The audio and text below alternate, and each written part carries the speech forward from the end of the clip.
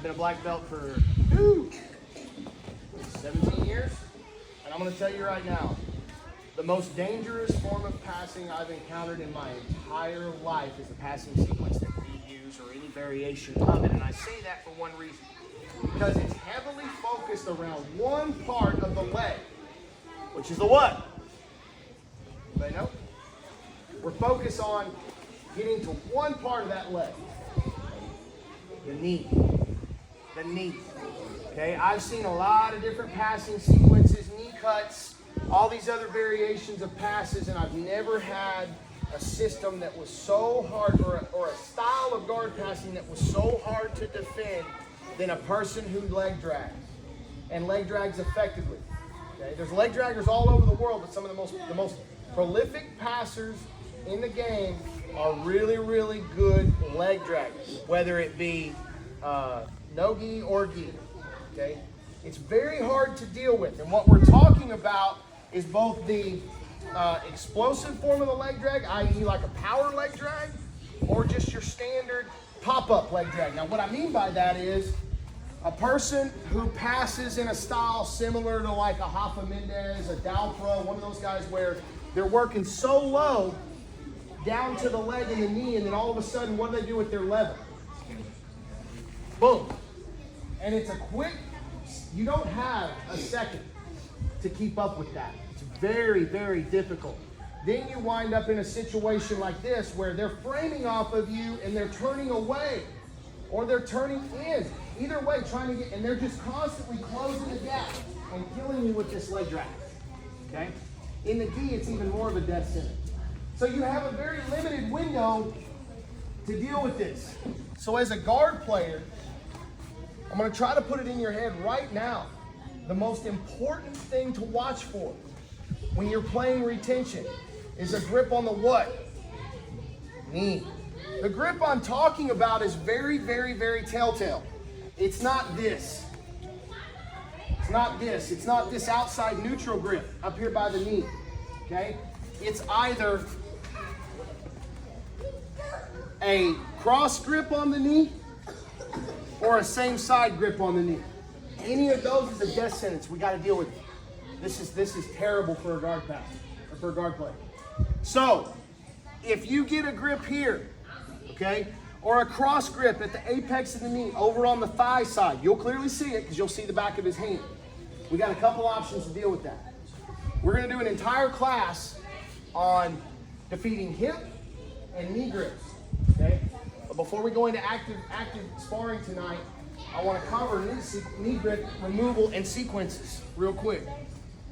The first one I'm going to give you is going to be your standard strip. So whether it's a same side grip or a cross grip on the knee, really doesn't matter to me. I just got to get this off. He can't have this. And I got to get it off before there's a level change. Because even if I've got my hand on it and he makes a level change into a leg drag, I'm just stuck straightening my own leg out. Terrible, okay?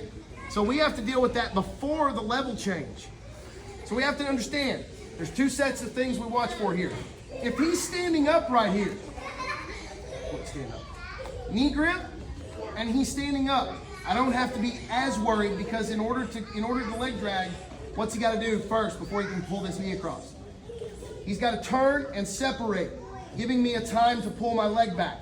It's when he gets the knee drag or the knee grip and the butt drops, and then he goes to the knee. He's set right here. It's his moment when he gets to explode out of that. And generally it looks like this. When he goes and explodes, boom, I have about that long to address that, and then you find me doing this, and then I'm going to where as a last resort? Turtle. Here's the problem with this. If he's a good back taker, the second that I start working the turtle again, he drops that bottom knee in, and then I just get taken. I don't have a chance, okay? So leg draggers are generally really good back takers as well. There's a reason why they're really good back takers. Can anybody tell me why? What's the very nature of the leg drag exposed? The back. They're fantastic back takers. So you won't notice it until they do it. That's the problem. You can't identify a guard passer as he is a leg dragger. He is going to be good at taking back. So we have to be able to see that. All right? So it's a real easy way to deal with this. When we get here, the second that the grip comes on, whether it's inside or outside, there's a couple specifics we'll talk about tomorrow, but we just need to understand this has got to go. Okay, I don't care if he has a grip on my lower pant right now or not. I told you in order of importance, foot, knee, hip, chest, head. So right here, what we're gonna do is, we're gonna get on this hand and we're gonna change levels and drop the knee off. Drop the grip off the knee. I don't care where he goes from there. If he backs up like he just did, what should I have done? As soon as he backed out of there, I should have been coming up for the wrestle up. He's a jerk though, he didn't let go of my pants. Okay? He knew I was gonna come up. So, from here, once that grip shows, we got about that long to deal with it. There's a couple ways we can deal with it. For the most part, I want to just come up underneath it and get it on that side of my knee. Guys, it's not a big movement. It's just that it has to go from here to here. That's it. Don't just there to there. So what we're going to do here is our partner is going to come in. He's going to squat. Go foot in hips. He's going to squat. He's going to work both same side and cross grip on the knee. Boom.